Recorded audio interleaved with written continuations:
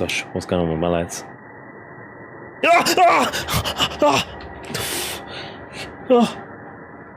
Shit.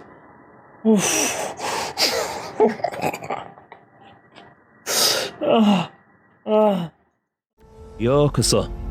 And arigato, Assistant Director Shelly-san. Thank you for the footage just now.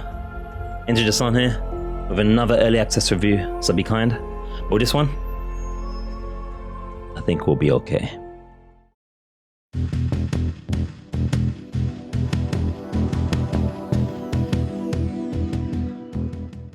House on the Hill is a first-person story-driven horror game. You play as a thief trapped in a totally not scary or completely normal, completely empty mansion. Each choice can open a new mystery of the house and lead to a unique walkthrough and ending. Uncover the final secret of the house. Uncover your own secrets. In this review, we take a full look around the House on the Hill, created and published by Russian outfit Steppe Hare Studio. I think I remember Jay saying they're Russian, right? So I hope I haven't nationalized them incorrectly.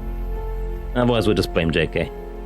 It's available on Windows via Steam for £5.19 and released in early access on the 29th of July 2020. We completed it in just under or over 3 hours, give or take a toilet break or two, with only one achievement still locked of the 11 available at the time. We played it at 4K maxed and used our trusted keyboard and mouse. Charlotte's Port didn't seem ready to me. And you can watch the entire blind playthrough in the link in the description or at the top right of the screen if I've added it. Although play it first, man, you owe yourself that much. Okay, review and scoring format. So 5 is average, 0 is a game manifested as an STD, and 10 is like this review. 99.73% spoiler free, 76.2% informative, and 100% opinionated facts. Footage playing throughout is purposely early and tame as I want you to experience the scares and secrets for yourself. Also, because you're super smart people watching this right now, I don't need to tell you to subscribe, set the bell to fully uncut mode, and like the video now or after you decided my factual review opinions match your own, as is typical of us humans. So, arigato gozaimasu. Let's begin. So, rubbing the hands together, lots of good stuff. Has a great story and a good story twist and some room to think about it after the fact, which is, you know, always a good thing when it comes to story things, right? Has a great atmosphere, nice visuals and use of sound. It's using that Unreal Engine, I suppose. It's easy to play in terms of flow and pacing, which is always an important thing for me. Easy to play games in terms of flow, pacing, non-frustration. That's always going to get you a good score around these hip parts. The puzzles are frustration-free. More on that in a moment. There's multiple perspectives in the core location, and how it's been both presented and executed is done really well. The game has good performance and stability. The price point to content ratio is perfect in my humble it is opinion. £5.19, you can't go wrong for like 3 to 5 hours of entertainment, can you? It also has and uses good influences of games such as Layers of Fear and material such as Kafalu. I forget the guy's name, does Kafalu, you guys will remind me, I'm sure. So it's worth mentioning if you like such materials and such things. Some bad stuff, nothing major, but take them into consideration with you nonetheless. Puzzles might be considered a little bit too easy for most. I mean, you're not going to have to go on YouTube to figure out any of the puzzles in this game, and if you do, don't feel ashamed, but I'm probably going to be worried about you. I might end up thinking you're a 2-digit IQer. But if you do, still love you, subscribe. Not really much replay value despite what the advertising says, as all the scenarios and secrets, judging by achievements unlocked in one sitting, can be experienced in one playthrough. It does have multi-strands of things, but it's not in the way that it's necessarily advertised, so it doesn't seem to be open exploration as advertised in my opinion. Many areas are cordoned off until natural progression is made, with some order choice only.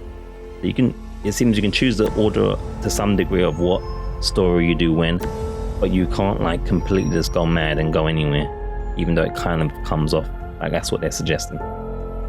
This game does rely a lot on jump scares and loud sound effects, voice jumps.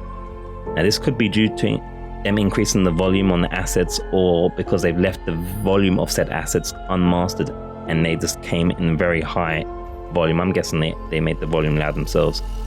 That might be an issue or an annoyance for some. If you don't like games that use like loud sounds and loud noise to jump, scare you in between and that, then this might be a problem, because this game uses it quite a bit. I also think I remember one, maybe maximum 3 issues of grammatical errors and subtitles. as he speaks grammatically failing. But nothing the internet will notice these days, judging by grammar of most people. Yeah, I struggle to read most of you guys' chats. This is the grammar's just, it's almost as epically good as my review grammar. And now the ugly. Okay, that's the ugly done. So with that very brief ugly, you can probably guess what my score is going to be for this gem of an indie game. Considering I have nothing really bad and nothing ugly at all to say about it, this is officially, despite being in early access form, our first Integer TV review. 10 out of 10.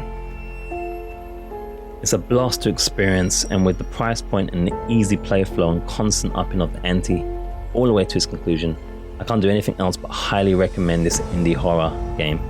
Audience reaction was good, and it was one of the most highlight-filled games we've ever played, as assistant director Shelley has shown.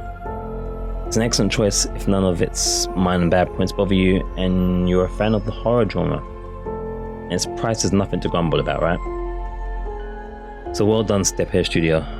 You're the Integer TV's first recorded 10 out of 10 review, and we play a lot of horror here. So we tip our Russian hats to you. Keep making more experiences. Also, get a website and a Twitch category entry and Wikipedia entry, etc. going. This isn't your first game, and people need to know about the pleasures of the flesh that you have on offer. Assuming all these things are not indeed present, I couldn't find any of them. Well, now that you've subscribed, liked and shared this video after purchasing your copy of House on the Hill, you can click one of the highly related videos that have just popped up on the screen. Doing this will result in a third alternate ending, a very, very happy one. Matane, Indigents.